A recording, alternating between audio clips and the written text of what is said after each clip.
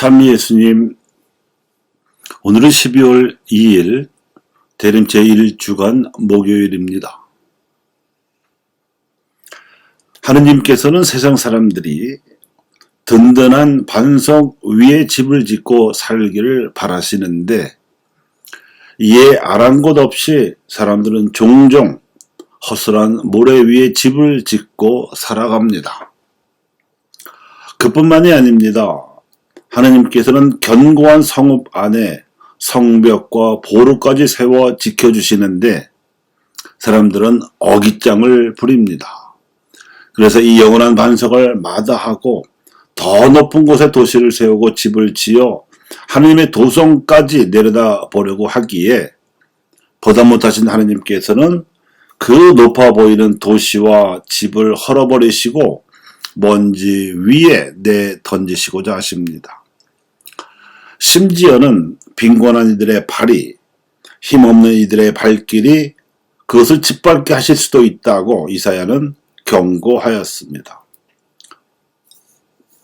실제로 예수님께서 세상에 오셔서 모래 위에 집을 부수시고 사람들이 시대를 지키는 의로운 결여가 되도록 반석 위에 지으신 집이 교회입니다.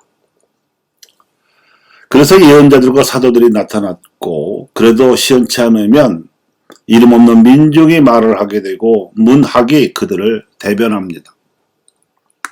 그 이유가 있으니 사람들이 사는 집은 벽돌로만 짓지 않기 때문입니다. 반석 위든 모래 위든 어디에 집을 지을지를 정하는 것은 사람들의 생각입니다. 그래서 집은 벽돌 이전에 생각으로 짓습니다. 하지만 그 생각이 허구나 위선으로 가득 차 있으면 실제로 모래 위에 집을 짓고 마는 문명이 세워집니다. 그래서 진리와 진실을 담은 생각의 집들이 허구와 위선으로 끊어진 생각의 집들을 허물어버립니다. 오늘 독서로 들으신 이사야의 예언도 그러하거니와 조선의 심청전도 프랑스의 레미제라블도 그렇게 지어진 생각의 집들입니다. 심청전 이야기를 먼저 해볼까요? 겉으로 보기에는 눈먼 신봉사에 대한 외동딸 심청이의 효성을 권장하는 듯한 전래 민담 심청전이 사실은 그토록 가난한 살림을 구제하지 못하는 조정과 또 도탄에 빠진 민중의 그 가난한 살림을 돕기는커녕 공양미 300석을 받아야 기도해 주겠다던 당시 종교에 대한 비판을 담은 민중의 목소리였습니다. 그런 사정은 프랑스도 마찬가지였습니다. 절대 왕정과 이를 옹호하던 가톨릭교회에 맞서서 자유와 평등과 연대의 가치를 부르짖던 프랑스 혁명의 움직임조차도 새로운 부자 시민들의 자유만 키웠을 뿐 가난한 이들에 대한 편견은 여전했던 상황에서 그나마 이 지독한 편견을 불식시키고자 애쓴 사람은 장발장을 작중 주인공으로 내세워 입지전적인 인물로 묘사한 작가 빅토르 위고입니다.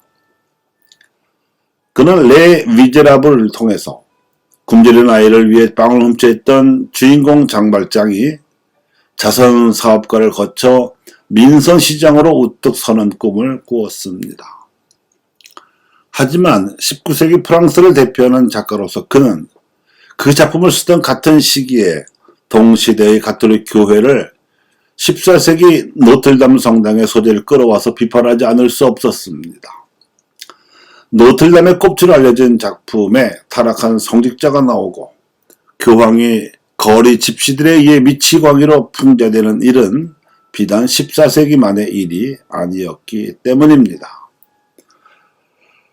그래도 그런 진통을 겪던 18, 19세기 프랑스 사회 분위기에서 도탄에 빠진 민중을 구하러 조선으로 선교하러 온 프랑스 선교사들은 당시 박해를 받으면서도 서로 나눌 줄 알았던 교촌의 가난한 신자들에게서 희망을 보았고 그래서 힘을 얻어 기꺼이 함께 치명함으로써 초기 한국 가톨릭 교회를 튼튼한 반석 위에 지어 주었습니다.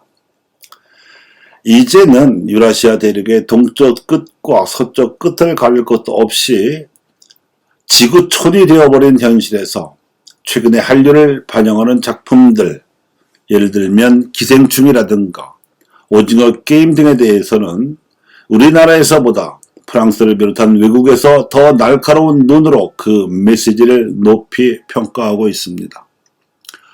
즉 부잣집 지하철방에서 사는 가족이 기생충으로 이름 지어진 것은 경제 양극화에서 초래된 빈부격차 현실에 대한 비판이요. 거액의 상금에 눈이 멀어 어린애들이나 할 만한 여러 게임에 자원하고도 대부분 다 죽어나가고 단 한 사람만 살아남는 신자유주의의 냉혹한 현실에 대한 저항의식을 외국 논평가들이 높이 보고 있는 것입니다. 정치가 모래 위에 집을 지으면 가난아이들이 늘어납니다. 그런데 종교마저 가난아이들에게 자선을 하려 들면 정치를 바로잡아 반석 위에 집을 짓지 못합니다.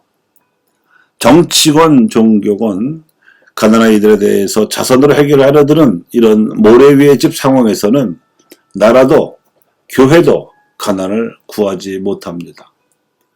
동서 고금을 막론하고 언제나 자선보다 가난이 더 크기 때문입니다.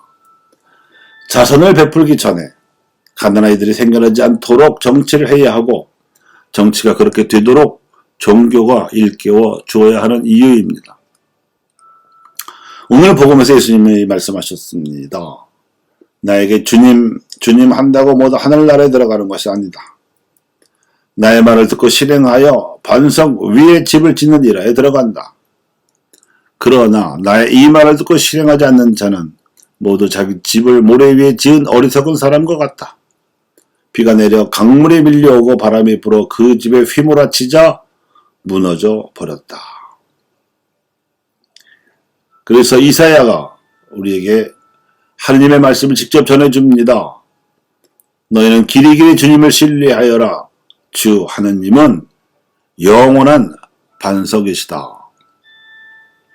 교회 여러분, 우리의 생각부터 반석 위에 튼튼하게 지읍시다. 감사합니다.